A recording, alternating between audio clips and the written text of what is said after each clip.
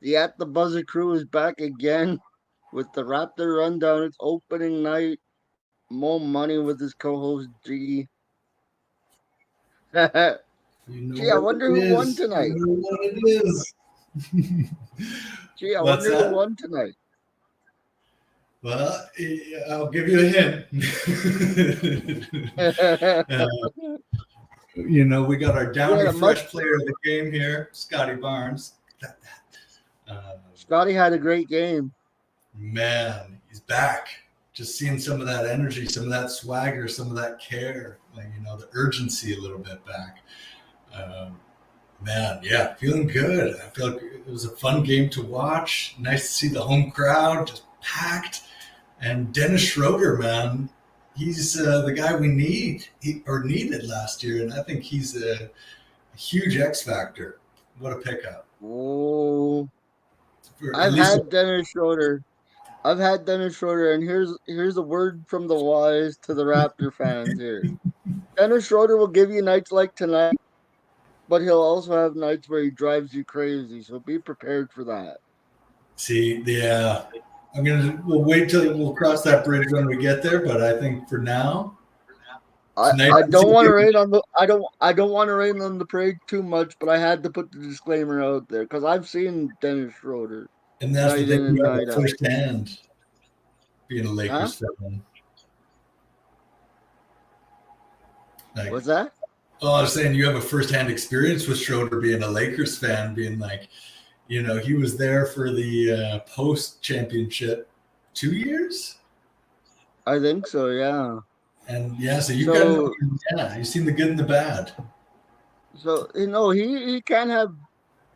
I hope because I'm a Raptor fan too a little bit. So I hope he's more consistent than he was in LA. That's They call street clothes, they're starting to, or Stephen A's calling them Six Flags because he's a roller coaster. You never know, you're up, you're down.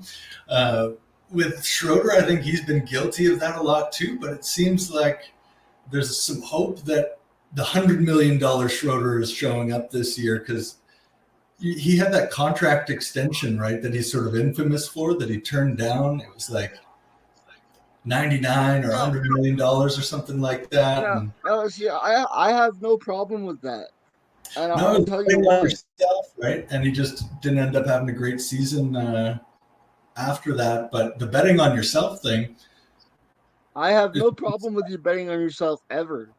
yeah, yeah. I think just the fact that he is $100 million player on one version of him should be very encouraging for Raptors fans. That if he can maintain that version, that's a step up from Freddie almost in half I the think part. the first quarter was a little sloppy on both sides. Yeah, yeah. I think they were working off some of the rust this evening in Toronto. The one thing I will say, having watched the game from start to finish, and I hate to say this because I love basketball and I love the Raptors, second most to the Lakers, of course. It looked like a summer league attendance tonight. Really, really. I wasn't paying much attention I to the crowd. Interesting. The seats looked empty. Man, that was a problem last year. It was sold out on paper. It looked like a 60% capacity a lot of the time. The And seats looked. It felt like a summer league game. It was yeah, very hard to get up for. Usually, yeah, opening night, everybody's hyped. They're playing the hype video, and yeah. I'm sure the Raptor superfan was there, but it just felt off tonight. Hmm. It does feel like it's a new beginning of sorts in a lot of ways where nobody knows exactly what to expect. So maybe there's a bit of that like, is this going to be a bottom of the league season, or are we looking at a potential dark horse here type of thing? And I think fans are tentative towards that because the media has portrayed it as we're irrelevant.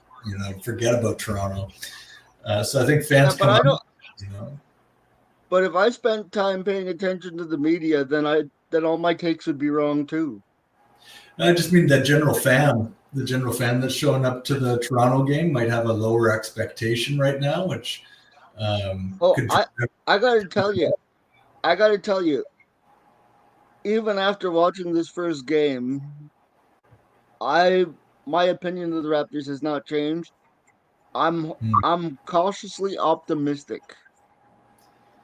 Yeah. Yeah, there's some nice things that I saw there. Like Precious Achua coming off the bench was a surprise instead of Chris Boucher as one of the first off, and he came out Well, literally. Chris didn't get Yeah. in there. What's that? Chris didn't get in there. Not once, right? Is that an injury? Do you know? Have you heard anything on that? I wasn't It's, sure what was. He was now, at the end, you know. now, before they jump on me in the comment section, I will say I don't know for sure, but I'm pretty sure that was a DNP. Wow. I'm Okay. pretty sure that was a DNP. So Or if like, he did get in there, or if he did get in there, he got in there late and I didn't see it. no, he didn't get in at all. So it's a straight up DNP. He dressed though. Yeah, he dressed, but I didn't notice it until the third quarter when I heard Matty D there say Boucher hasn't even come into the game. Man, that's It wasn't until the third quarter that I realized that Boucher hasn't played. yeah. No, I And was it's shocked when I saw Precious coming because we hadn't seen him this preseason yet. no, and that's the thing with this Raptors makeup is you're not really sure what you're gonna get from night to night with this team. Yeah, and it's a whole new thing of like guys are playing with a bit more freedom now. Whereas last year, I think everybody was playing with a fear. Like if we make one mistake, Nurse is benching us and we're in trouble because Pascal had to play the entire game, every single game last year because everybody just kept getting yanked. But now they have a freedom Well, to make foul a trouble mistake. had something to do with that last year too, though. The Raptors couldn't stay out of foul trouble last year. True, true. But I'm thinking more about guys like Malachi Flynn and Precious, who kind of got buried throughout the year. Yeah, they did. But Now don't they come bury up, this channel. Don't forget to like and subscribe and all the rest of that junk.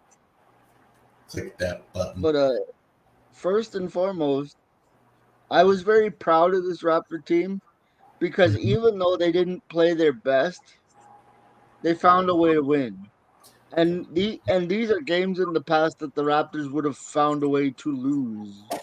That's a great point. That's a really good point. I think to compare that for Raptors fans, I think everybody would agree that statement there is true. They would have found a way to lose that last year 9 times out of 10. This year, I didn't have any doubt. I felt like they were in control that whole game. Once I saw them kind of muscling Minnesota out of the way from boards, I was like, okay, well then they But don't have an advantage over us, you know? and I like I said, I'm trying not to rain on the parade too much because a win is a win and you'll take it, especially with a Raptor team that, like you said, would have lost 9 out of 10. And the 10 times expectation in that cheer, right? exact same situation. But Yeah. one thing I did notice is they played to the level of the competition. Now that Mm, worries me a little bit going forward because are we as good as Minnesota? And are we on the same track as Minnesota and we just battled harder tonight? Or did we play to the level of competition? that's a great question. Looking at their rosters and especially the starting lineups, I felt like they're very comparable rosters of like, hey, yeah, you got a couple of all-star caliber players that are crazy potential, still young, still prime. You've got some nice little pieces here and there, you know, but you haven't really reached your potential. In fact, you've kind of underwhelmed for the last few years. So I think both teams are really interesting comparison that way. Uh, Whether the Raptors stepped up their play or low is tough to say because I think they're actually very similar teams this year. A lot to prove, a lot of good players. Well, let's see what happens. Okay, if that's the if that's the if that let's say we split the rosters. Okay, they're this they're pretty spot on, right? So let's say, will the Raptors then benefit from being in the East, and will the Timberwolves suffer from being in the Western Conference? That's a great question because it kind of comes back to what you're saying about will the Raptors end up playing to their competition? Like, will they lose to Detroit 3 times this year? Will they lose to the Magic twice this year? Will they lose to the Hawks three The times this Hornets. year? The Bulls, like, man, those are all games that should not be anywhere near a loss if you're going to be a competitor. Um, we'll see because this is going to be a test for them to see if they're going to stick to some of those old habits that started with Nick Nurse and that whole organization, because all the assistant coaches are different too. All the people that are making the decisions are different. By the way, Philly's going to Toronto Saturday night. Man, that will be interesting. What do you think? Who's if you had to put money down? Who are you betting on winning the game? Well, see, I'm gonna give the edge to the Raptors. It's at home. Only because only because there's no James Harden. I think if the Raptors play as a unit, they can beat Joel Embiid. Now, Yeah. it is possible that Joel has a superhuman night and just obliterates everybody. And if James Harden was in the lineup, I might feel differently, but I think the Raptors got a shot against Philly Mm. on Saturday night. And this is really interesting because for a team that's not supposed to do anything, to be putting them up against the team that's favored to be in the top 3 in the East, that brings some interesting questions to the Raptors table saying, is this team worth keeping together? In fact, can they prove that they're worth keeping together? Can they add at the deadline? Can they do so many things? If you But had to add one piece to the Raptors based on what little we've seen so far, what's the piece that you would add if you were GM Bobby Marks? if I was looking at it, I personally would be looking for a point guard Interesting. because based on based on what I saw tonight, the Raptors were still turning the ball. They were still unsure of who's supposed to have the. They don't have a floor general. And you don't feel like Schroeder filled that in terms of the starting lineup? Schroeder reminds me a lot of Damian Lillard. He'll give you a lot of sizzle on the steak. But he's not a floor general, and I think what the Mm. Raptors are really missing is that floor general type of point guard, like a John Stockton or a Gary Payton, somebody who can command the floor and settle things down when necessary. Yeah. Yeah, that would be an interesting piece to add. And would you have to get rid of Schroeder to get that piece? Ideally, no. Mm. But then you start looking at, okay, what can we give up? Then you're looking at are you willing to give up a Malachi Flynn? Are you willing to give up a Precious Ochua? Like, Based on tonight, tough to say, you know, based on just a small sample size from, let's say, but I'm just looking at the amount of turnovers that the Raptors had tonight. Malachi in particular, like 2 or 3 of them were just like, oh man, unnecessary. Like, you need to be the calming presence as the point guard. You can't be the one that's throwing it away 2 or 3 times in your short minutes, right? I get being excited for the first game and stuff, and he actually redeemed himself with a couple of nice plays and shots. But yeah, for both guards not to be floor generals, that could provide some challenges. I agree. Yeah. That's what if, and I don't know who that floor general is because the first name that comes to mind for me is always Chris Paul because he's the ultimate floor general. Interesting. But we're not getting Chris Paul. I wouldn't be surprised, honestly. That's a deal I could see happening because the Warriors need more. Like, Paul fits for a lot of reasons, but he's too slow for what the Warriors need. If they're going to have any chance, the Warriors need another gun. They need another athletic two-way But player. then what goes back the other way? Because you're So, not giving up Siakam for 1 year of Chris Paul. no, exactly. So it's what are you going to give up, and what do the Warriors need out of your roster? Are you going to give up Gary Trent for Chris Paul? Because he's on the end of No, his contract. no. Yeah, I don't think so. I Because wouldn't. Gary Trent Jr. adds something that the Raptors need.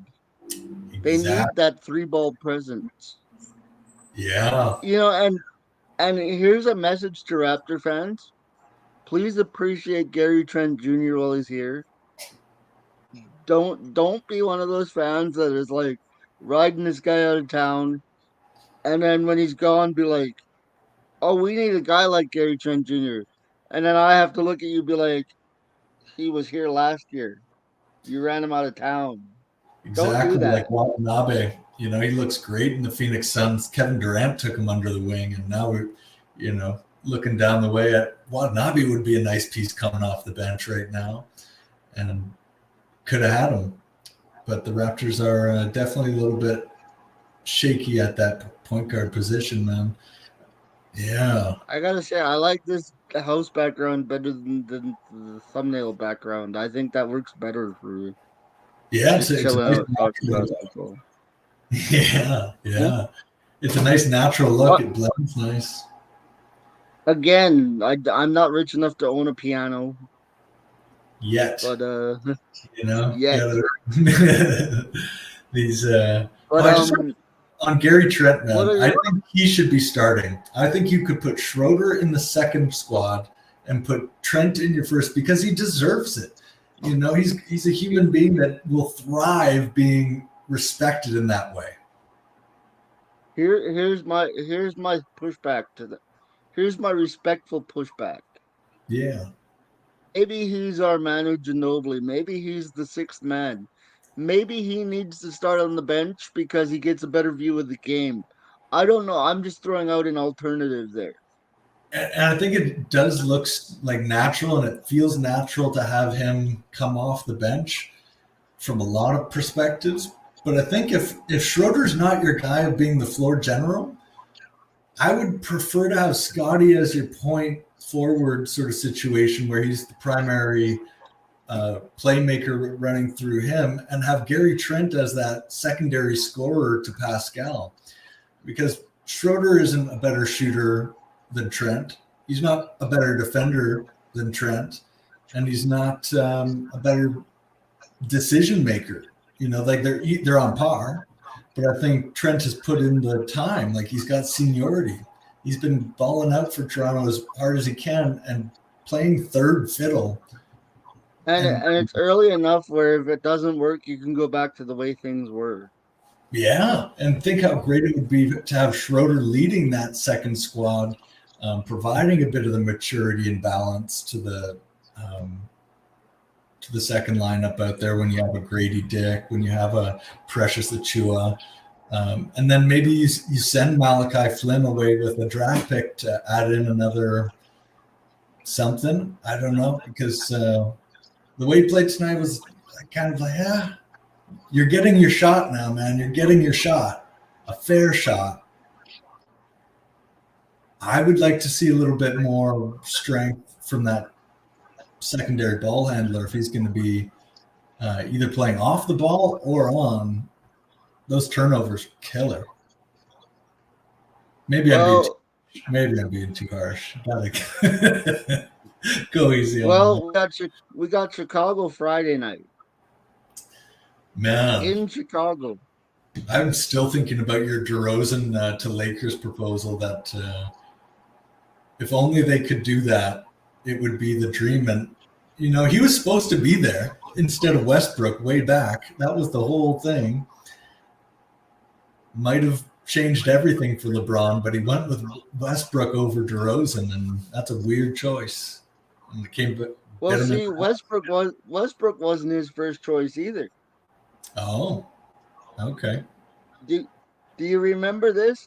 The Lakers were playing the Clippers in the playoffs in like the second round of the bubble, and LeBron walked by Kawhi and said, "Call me when this is over." Dang.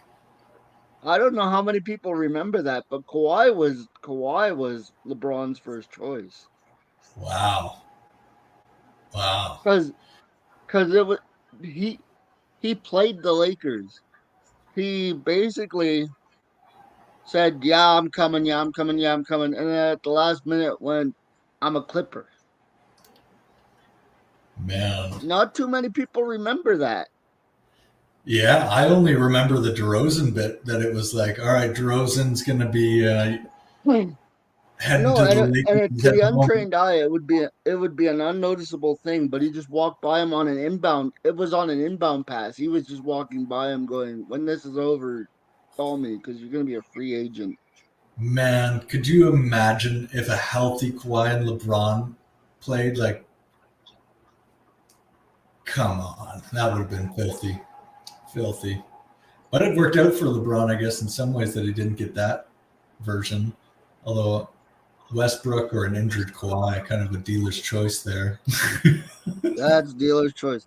But like I said, I'm very proud of this Raptor team because they scrapped it out tonight. And And man, the Raptors fast team, break, unselfish passes. Oh, yeah, like I said, there's the turnover thing. They need to clean it up. You're not you're not gonna win that many games turning the ball over that many times. yeah.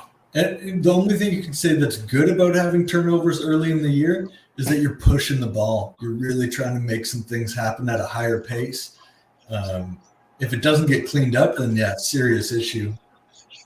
And it is an issue no matter what, but it is a sign that they're pushing it and really trying to push the ball as fast as they can. Like there was that one-handed bounce pass from Gary Trent to Scotty, who just touch passed it, or no, OG, I think touch passed it, one of the two, to the other one for the finish. And it was like, man, if they can play like that, they're a dark horse. They're like the Knicks. They could ruin some people's nights just by being a scrap it out, fast breaking, tough team. Now I will say this again. Are they the Minnesota Timberwolves of the East? And that could be a scary proposition because we don't know what the Minnesota Timberwolves are, and we still don't know what the Raptors are. Honestly, yeah. And I think that was cool to see them go up against each other for the first game because I think they're so similar to me in so many ways that uh, it was a nice test for both teams to see where they're sitting. And it's kind of where they both thought they were in some ways, where you got Ant doing silly, amazing things, Gobert kind of doing his thing, and Do some, you see them splitting the series? Do you see Minnesota winning at home? Like they yeah, are so evenly matched. Could yeah. they I just think split the series at one each and call it a totally. day? A couple of those buckets that from Cat go in, and it's over. Like he threw a few threes up that were just like. But a There was couple. one. There was one 3-point shot. It went in, out, and then in, and then out again. It was like three times it went in and out. I was like, how is that possible? It's like Yeah. watching a movie. Man, speaking of movies, Boston Celtics put on a little show tonight. They almost gave it away. Well, my I, buddy, my buddy's a Boston Celtic fan, so he'll be happy about that. yeah, and since this is the Raptors rundown, we won't get too lost into any of that. But the biggest one I noticed is that the Raptors will have their work cut out for them in the East, but they're not outclassed to the point that they couldn't be competitive if they play like this. So I'm proud too. No, and that's why I asked the question: do they benefit from being in the East? Because in the West, Minnesota's got to deal with Golden State. They got to deal with Phoenix. They got to deal with these top tier teams in the There's a West. lot of mixed bags of like which way will it go because it turns into a dumpster fire really fast for a number of teams on both ends that I think it almost comes out even again because if if the Lakers turn out to be a dumpster fire, if the Mavs turn out to be a dumpster fire, if Zion gets hurt, and it's like if Kawhi gets hurt, like bam, half the conference gone. Speaking of You put them up against OKC, Minnesota speaking of over OKC. injuries, speaking of injuries, and I know this is the Raptor rundown, but I want to throw this in here. Steven Adams is out for the year for the Grizzlies. Yeah. On top of drawing his issues, I told you the Grizzlies were gonna have a rough year. Let me ask you this. You're Greg Popovich. You just got a call from the Spurs owner saying, you're not going to believe this. I just got a call from the Grizzlies. They're looking to move Ja. Do you entertain that discussion? If I'm Pop, absolutely. And here's why. It's the whole Phil Jackson and Dennis Rodman thing. Yeah. I think Pop would have a great influence on Ja. And I've been hard on Ja, but I will say this. I'm still rooting for the kid. Yeah. As hard as I've been, I'm still rooting. A mentor. As hard as it's been, I'm still rooting for the kid. Yeah. Yeah, because he hasn't had the right circle, right? He hasn't had the opportunity to have good people around him that can show him that there isn't a way to be famous, make tons of money, have fun, and be mature, you know? And it would be Popovich, somebody like that who has the most respect that you can find in the NBA.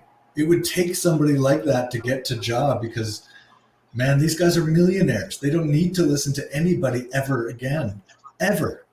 But he's a guy that could penetrate that sort of thing because he's coming from a prestige level and would there be a more exciting sports team event in existence than Wembanyama and Ja Morant? Zion Williamson and whoever his next teammate's going to be. I mean, it still wouldn't compare unless you had something that was equally freaky to add in. Because actually, I'm glad we're talking about coaching because the Raptors' new coach got his first career NBA win tonight. I was super hoping that would happen primarily for that reason, and it was nice to see them actually do it. Oh, yeah, so congratulations to the Raptors' new bench boss. Camera died here. Great, huh? My camera's getting jittery. Is yours still working? Mine's still working. I'm still handsome. There we go. Okay, I don't know what's going on my end. We carry it otherwise. But no, I just wanted to give a shout out to the Raptors bench boss for his first career win. Hopefully the first of many. And people will be like, Mo. People will be like, Mo, are you trading in your Lakers colors? No. But that doesn't mean I can't root for a Laker Raptor final. Oh, man. Heck yeah. Anything can happen. Man, if you put that on Vegas odds right now, you'd be a millionaire if it actually happened. I don't even think it's on the board. I don't think you could. I think the odds are so astronomical they wouldn't even put it on the board. You're probably right. That's the deal. Because you'd win so much. You'd win so much money if that were to actually come to pass. Man, if somebody had bet on Miami at the beginning of last year to be in the finals, they would have had the similar thing where it was like they weren't on the chart. Like it was 0.0000 something. You would have cleaned house. Okay, let's get silly here. The odds the Raptors make the NBA Finals as of October 25th, 2023. Oh, man. Mind you, we're being silly, so I'm not holding you to any of this. Yeah, and I'm really bad with the betting numbers, so I'm gonna have to use like a different scale because I don't really understand and have zero. No, I don't understand the betting numbers either. I'm just asking as a fan. What are the on a scale of 1 As to 100? What are a the odds fan, the Raptors are going to? that's a great scale. I'm going to say 51. 51. I'm not Yeah, as optimistic as you. I will say 35. that's probably a more reasonable assumption. But I could work my hardest to defend the 51 by saying the new coach brings an element of energy that seems like just pure fresh air. Scotty's quote at the Well, beginning saying he's created a family dynamic where we all get along and hang out. That's pretty pointed. That's saying we didn't have that before and now we do. So it's like that's a huge difference between feeling like you're on a team of strangers and a team of family. And they've got really talented players that if they play like a family, it could be one of the coolest dark horse stories to happen. But yeah, some pretty stacked odds on that. I and I always say on these podcasts, I want to be wrong. If the Yeah. Raptors win the East, if the Raptors win the East, I'll be celebrating just as hard as anybody else. Yeah. I mean, the pieces are there. It's just that history has shown that they don't have the right pieces in the right places yet. But man, Scotty Barnes looks good. He's showing some fun. It's nice to see OG just. It's all those Bullway commercials he's been doing. Yeah, he's probably getting some stacks on. Like, did you see that one move with OG where he got called for the charge by putting his thing into Mike Conley? I was like, Mm-hmm. realize OG's arms are cannons. Like, he probably didn't even touch him, but he bumped him.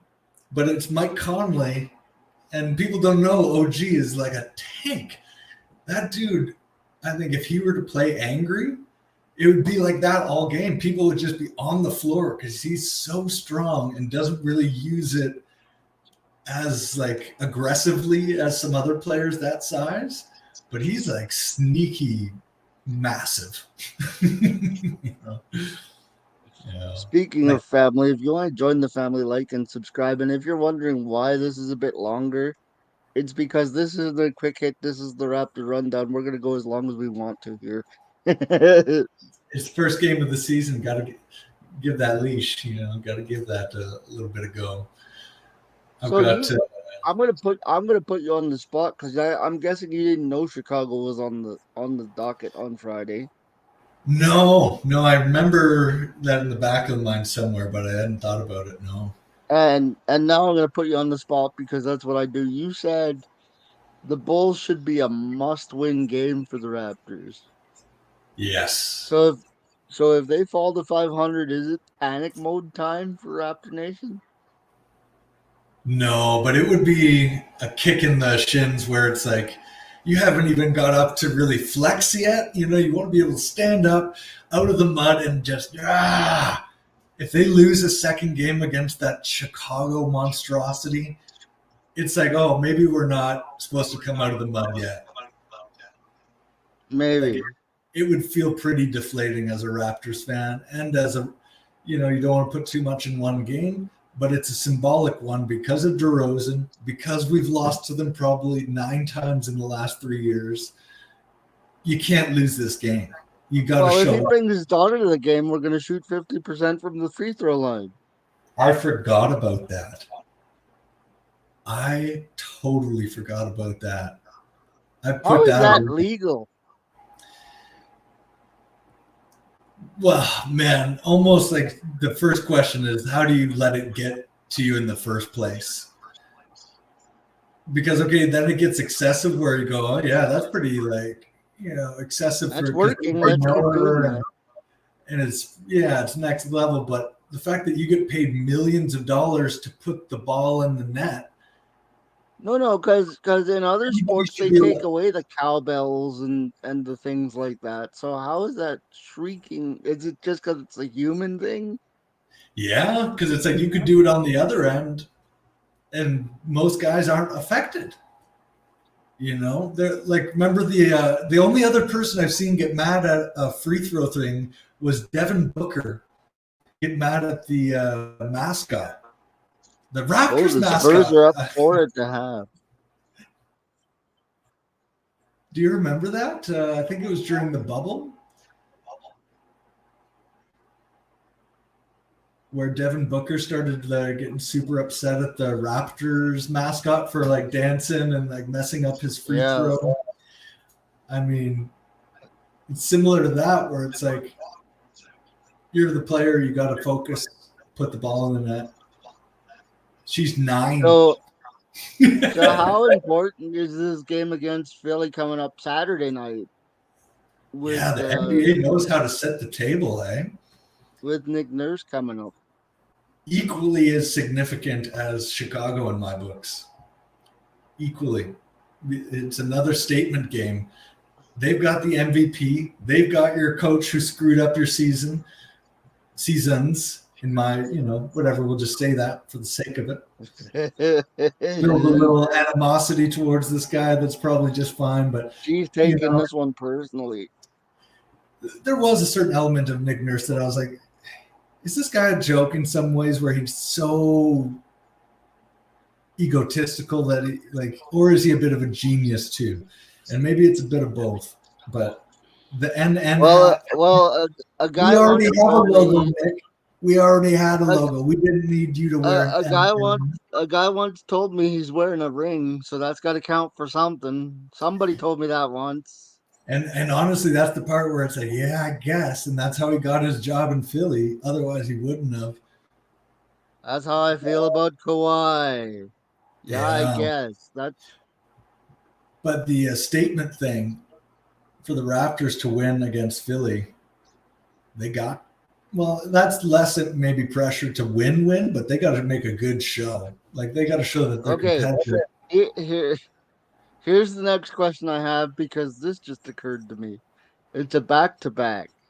So, which game would be the most devastating to lose? Chicago Friday night or Philly Saturday night? Chicago. 100% Chicago. The only reason I say is, two reasons. Chicago's beat us 9 times in the last 3 years at least. And the other is they got the MVP on their team. We don't even have a guy in the votes. They've got the most valuable player. They should win. That's debatable, but he won the award, so I guess I have to technically agree with you on that one. Right? It's like they made their bed. They've got this guy that everybody is crowned as the most valuable player. And it's funny, he's not even on the list this year. You can't bet on him to win the MVP. He's at 0.12 or something like that. Dude, Wembanyama has better odds at winning MVP than him right now. If that gives any indication to how people actually feel about Embiid right now. See, that just shows you people are stupid. Yeah, and that he's got a lot to prove. He got crowned and then he shot the bed, and so did his team. How's he respond? See, I have no problem with people getting crowned after they've earned it, but there seems to be this trend in the NBA of crowning people before they even get there. Yeah, he's put in some time, but has the Raptors ever had anybody in the MVP voting? No. I think back in the history, if I look at the NBA, you look at when LeBron came in, then you look at when Zion came in, then you look at when Wembanyama now. They're always trying to crown the next guy, and it just irritating. That's honestly, one of those things where I saw this, with Wemby happening about a year ago. I was like, oh my God, they're doing it again.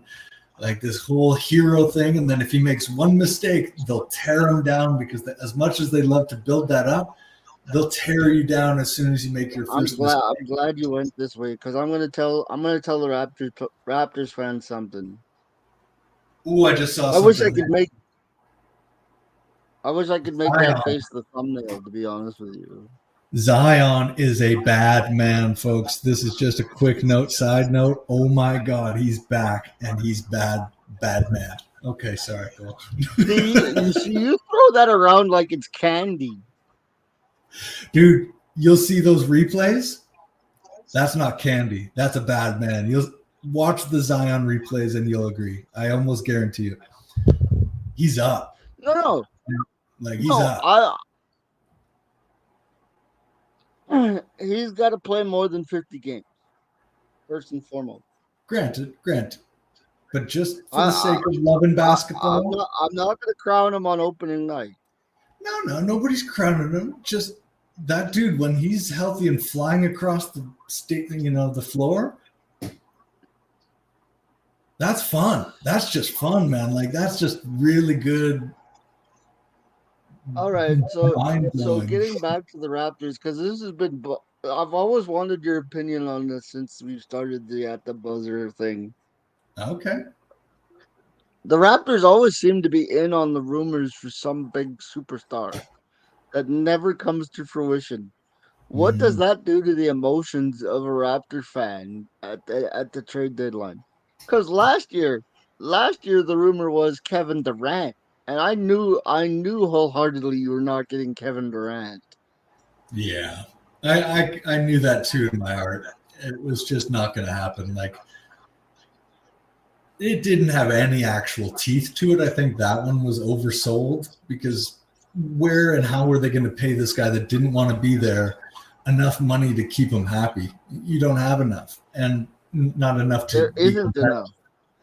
Yeah. And then with the Dame thing, I was like, man, if they're playing a long game of like bringing multiple superstars and going in on that because they've got some background deals, then okay. But I think the general take for a fan like myself right now is time to tune it out because it's not going to happen. We got lucky once.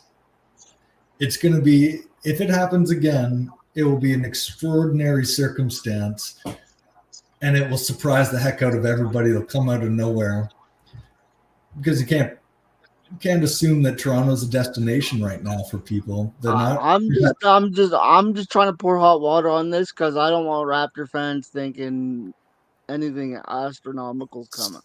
Scotty Barnes is our closest thing to the superstar that we'll probably see for the next 10 years, unless there's a crazy draft pick or a crazy evolution trade or something like that. But I don't think that's a bad thing. I think Scotty can be a fun superstar that leads the squad into years to come. If I'm a Raptors fan, then my question becomes, does Scotty become the next Damian Lillard? Where he asks out, you mean? No.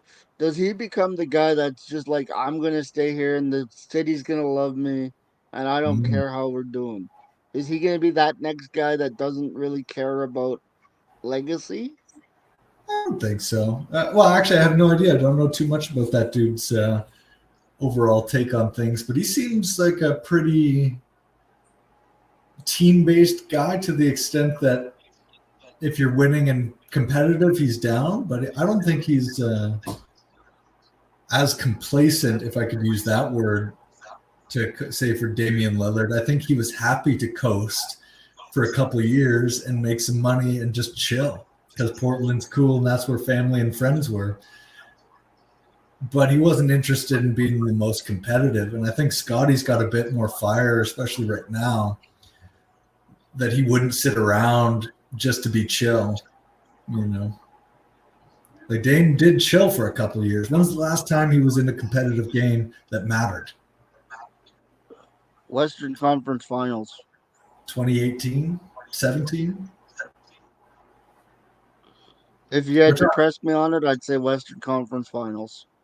What year's that? That'd be 2018, no?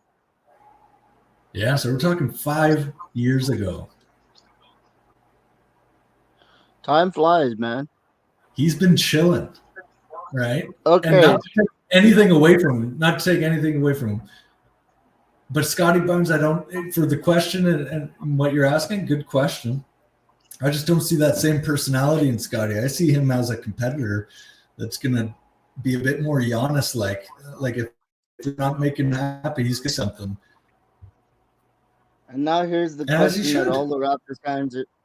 Here's the receipt question that the Raptor fans have been waiting for all podcast or all episode. I guess it's episode because it's not technically a podcast. But how many wins by the end of the year do the Raptors have? What is the Raptor record by the end of this season? Ooh. And keep in mind, I gave you the first win because it's already in the bank. Do you remember what they had last year? I could pull it up, but I'm being lazy. They have like 32, 38. Pull it up real quick. Because I was going to say 44 for this year. 44 is the number. Yeah. I think I'm just going to check here on what their last year's record was.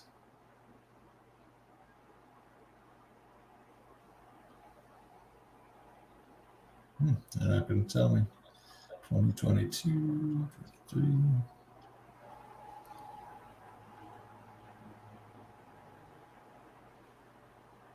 Okay, we were 48. Okay, so I'm stepping down. Or no, that's 21, 22. Well, they do have a first-year head coach. So we had 41 wins, and well, we were 500 last year. Good enough for 9th in the East.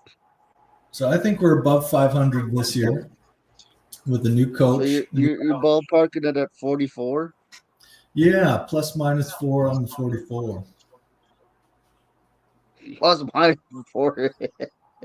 So 500 or better, basically, is what you're saying. Yeah, confidently. Way to hedge your bets there. Yeah, you're so confident you said plus or minus 4. yeah. So All right, I'll take out the plus minus 4. 44 sounds actually like a very confident, realistic, more than likely what they're actually going to end up at. I was close with you. I was going to say 43. Oh, wow. I think the Raptors end up at 43 and 39. Okay. And again, it's not a home team bias. What it is I look at the Timberwolves and I look at them having to deal with the Kings and the Lakers and the Warriors and the Clippers and the Suns. And I look at the East where Toronto gets to play Chicago, Indiana, Charlotte, all these teams that they should beat. Don't sleep on Indiana this year. As a quick note, I still think the Raptors are better. Yeah, they should be. They definitely should be. But that's I'm basing that. If put it this way, if the Raptors were in the West, I would have had them closer to 37. Okay. So where do you think Minnesota finishes? I think Minnesota finishes at 35 and whatever the number is. Okay. Who's your top 35 4? and 37. Okay. I was going to say, who's your top 4 in each conference? If you had to say right now. All right. Top to bottom or just 4 random teams? Let's say top to bottom. Denver 1. Phoenix 2. Sacramento 3. And who am I going to give that 4 spot to? That's the tough one. Loyalty over basketball knowledge. Huh? Are you debating between loyalty and basketball?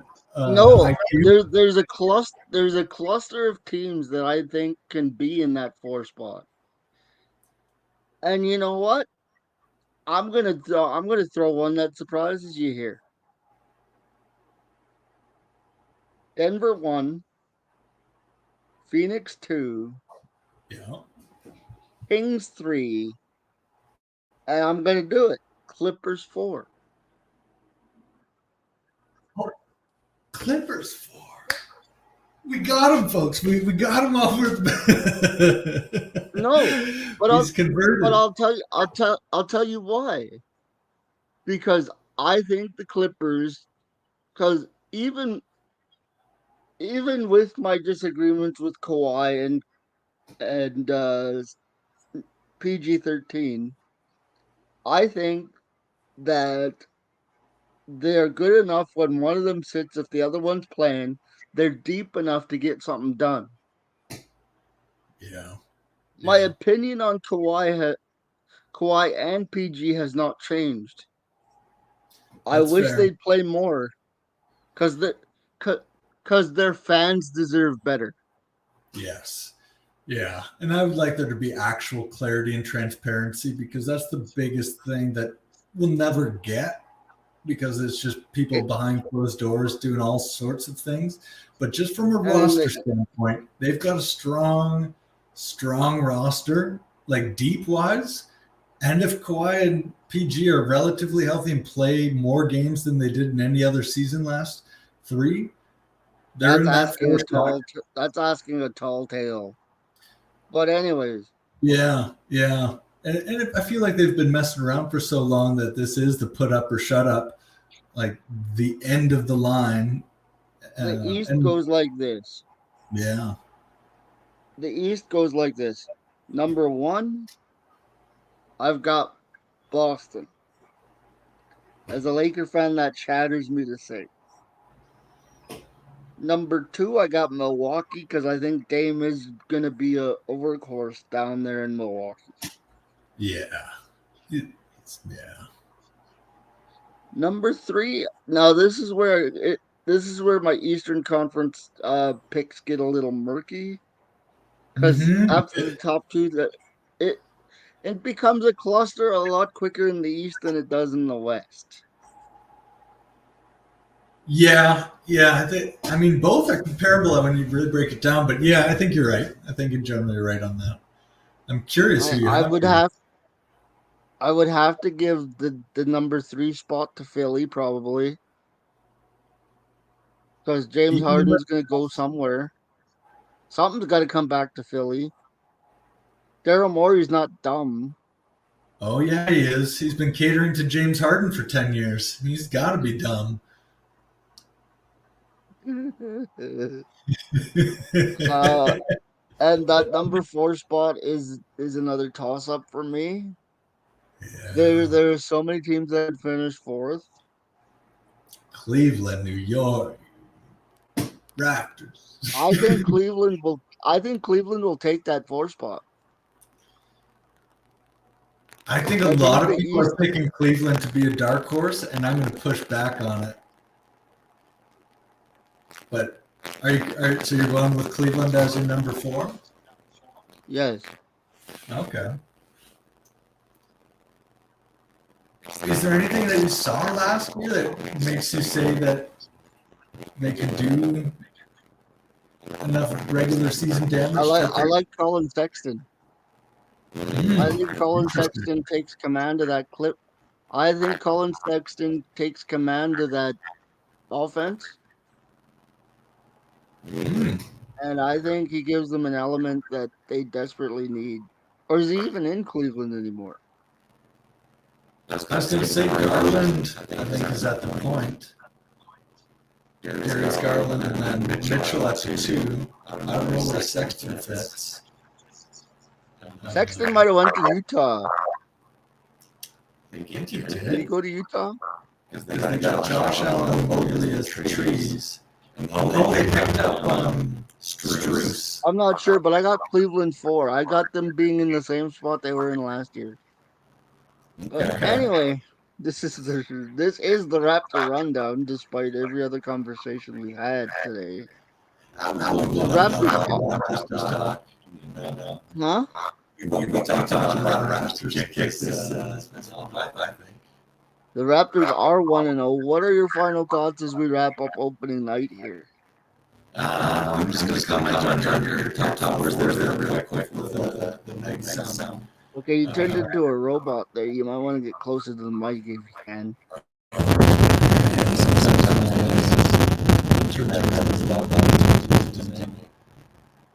How was that? You got some reverb going on there. Yeah, it's getting. You know what's funny is the audio will come in clear when it's done. Okay. So it could be an internet thing. I was going to say that your Cleveland pick. A lot of people are picking Cleveland to be a dark horse. I'm not picking them to be a dark horse. No, not necessarily but having them at number 4, and a lot of other people are picking them to be a dark horse, I think is questionable. I just need to see a bit more. From Mobley. Don't get it twisted. Don't get it twisted. I think Cleveland will be that number 4 spot. I think they'll have home court advantage. I think they get bounced out in the first round. Yeah. I do think Cleveland regular season wins. I think Knicks above them. Even the Raptors I would put above them right now, just because of loyalty. And on the other end, I'd put OKC as a crazy. See, I thought I'd be the loyal one. I put in this podcast. Turns out it's the other way around. We got to flip back and forth on it occasionally, right? Sacramento, man, same as Cleveland. I don't feel confident enough that even in the regular season, now that the league has shifted a bit, they know about them now. Everybody else is healthy. Cleveland and Sacramento are going to have to work for their meals. Let's just say that. You got Clippers, you got Zion, you got OKC as your top 3 on your heels there. And then on the other side for I think OKC is overrated. You got to see what Chet looks like. He could be got to see what he looks like in the NBA. He could be a significant factor, especially defensively. Everybody. The Raptors are 1-0. At least one of us will be back on Friday night.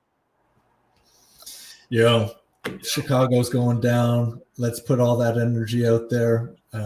DeRozan, we love you. You always have a spot in Toronto's heart, but we need to He better do the 1-day I will be so disappointed if DeMar doesn't do the 1-day contract thing. Oh, and come back, man! I would like him to come back for real. That would be great. Bring him back. Make up for. Right. This has been the Raptor Rundown. We're not going to go for 2 hours on this one. For G, I'm more money, and as I always say, may the ego always come from a place that keeps you humble. I'm more money. Mamba out. G, we'll see if we can get you back for Friday. Here's hoping. Oh yeah, I'm hoping because I don't want to miss that game. But otherwise, thanks for another opportunity to chat some ball. It's great to be here. Always. And don't forget to like and subscribe, and we'll see you on the next one.